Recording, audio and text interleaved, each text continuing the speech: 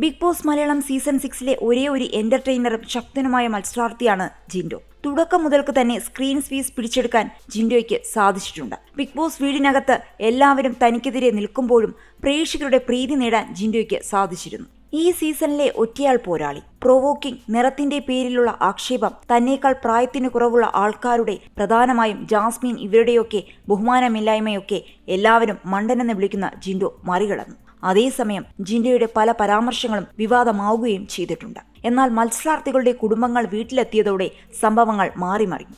എല്ലാവരും ജിൻഡോയോട് സ്നേഹവും താല്പര്യവും കൂടുതൽ കാണിക്കുന്നത് ജിൻഡോയുടെ എതിരാളികളെ അമ്പരപ്പിച്ചു. തങ്ങളൊരു ദയയും കാണിക്കാതെ ചവിട്ടിത്തേക്കാൻ ശ്രമിക്കുന്ന ജിൻഡോയ്ക്ക് പുറത്ത് വലിയ പിന്തുണയാണെന്ന് പറയാതെ അറിയിക്കുകയായിരുന്നു ഹൗസിൽ വന്ന അമ്മമാരുൾപ്പെടെ. അർജുനയ്ക്ക് അത് മനസ്സിലാക്കിയാണിപ്പോൾ ജിൻഡോയ്ക്കൊപ്പം നിൽക്കുന്നത്. ജാസ്മിൻ ഉൾപ്പെടെ ജിൻഡോയോട് മൃദു സമീപനത്തിന് ശ്രമിക്കുന്നത് കാണാം. പക്ഷേ പരാജയമാണ്. സംസ്കാരത്തിന്റെ ഒരു കുറവുള്ളതുകൊണ്ട്. ഇപ്പോഴത്തെ ജിൻഡോയെക്കുറിച്ച് നടൻ ജൂജു പറഞ്ഞ വാക്കുകളും ശ്രദ്ധ നേടുകയാണ്. ബിഗ് ബോസ് വീട്ടിലേക്ക് താരങ്ങളെ കാണാനായി വന്നതായിരുന്നു ജൂജു. താരത്തിനൊപ്പം മുൻ ബിഗ് ബോസ് മത്സരാർത്ഥികളായ സാഗർ സൂര്യയും ജുനൈസും ഉണ്ടായിരുന്നു.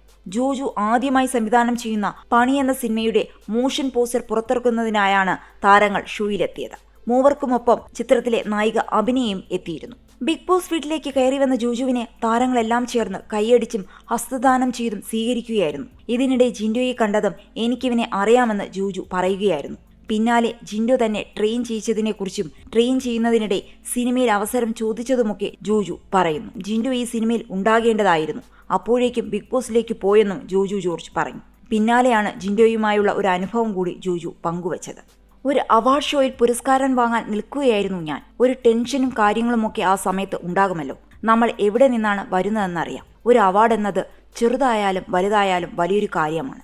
സ്റ്റേജിൽ കയറാൻ റെഡിയായി നിൽക്കുന്ന സമയത്ത് ഒരാൾ ബാക്കിൽ നിന്നും വിളിച്ചു, ഞാൻ പേഴ്സണൽ ട്രെയിനറാണെന്ന് ഒന്ന് പറഞ്ഞേക്കാമോ എന്ന് പറഞ്ഞു എന്നാണ് ജൂജു പറയുന്നത്. അത് അയാളുടെ ഒരു സർവൈവലാണ്. അന്നയാൾ അത് ചെയ്തു.